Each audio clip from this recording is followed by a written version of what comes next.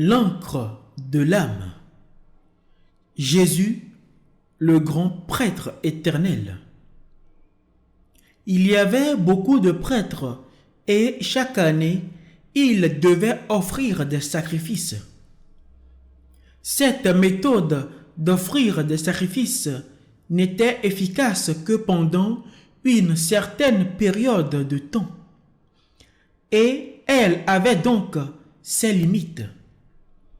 Mais maintenant, celui qui est parfait, sans tache ni défaut, a offert son propre corps une fois pour toutes comme sacrifice éternel. Il s'est occupé de nos faiblesses pour l'éternité. Il est devenu le grand prêtre éternel. Tel est le plan de Dieu. Cette espérance, nous la possédons comme une encre de l'âme, sûre et solide. Elle pénètre au-delà du voile, là où Jésus est entré pour nous comme précurseur, ayant été fait souverain sacrificateur pour toujours, selon l'ordre de Melchisédek.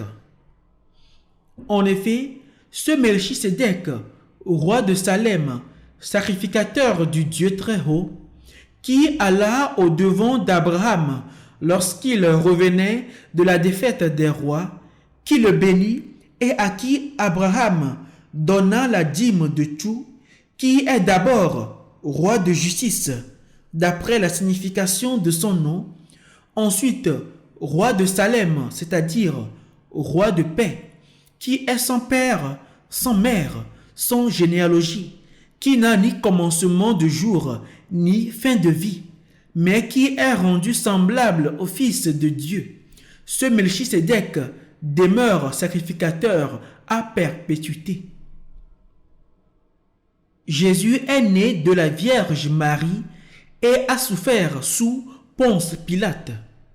Lorsque nous examinons sa lignée, nous constatons qu'il n'était pas de la tribu de Lévi, mais de la tribu de Juda.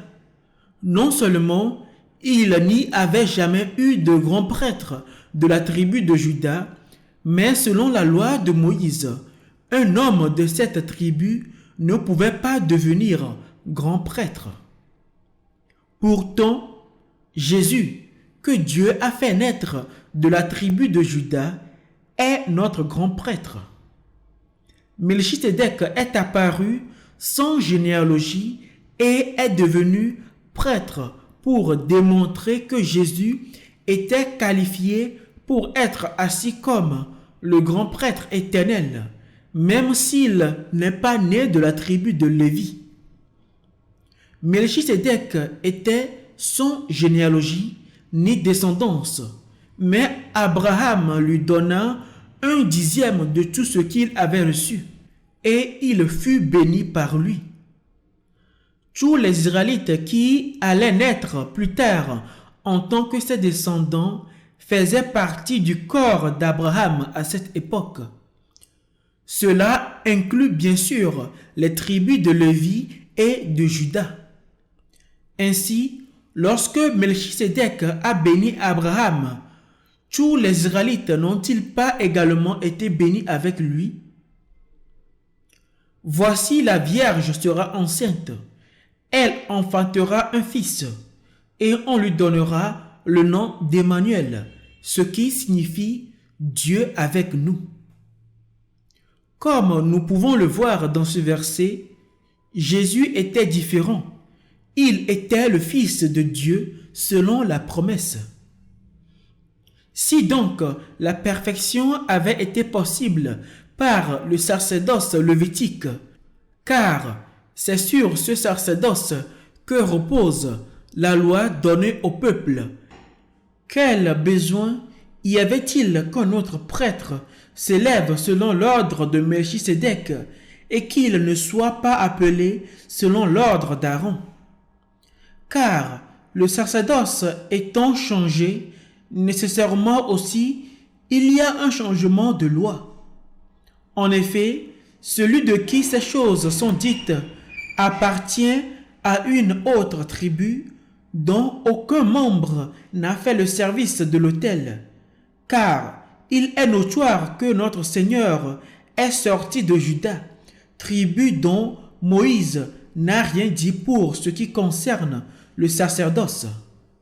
Cela devient plus évident encore quand il paraît un autre sacrificateur à la ressemblance de Melchisédek, institué non d'après la loi d'une ordonnance charnelle, mais selon la puissance d'une vie impérissable, car ce témoignage lui est rendu. Tu es sacrificateur pour toujours, selon l'ordre de Melchisédek. Il y a ainsi abolition d'une ordonnance antérieure à cause de son impuissance et de son inutilité, car la loi n'a rien amené à la perfection et introduction d'une meilleure espérance par laquelle nous nous approchons de Dieu.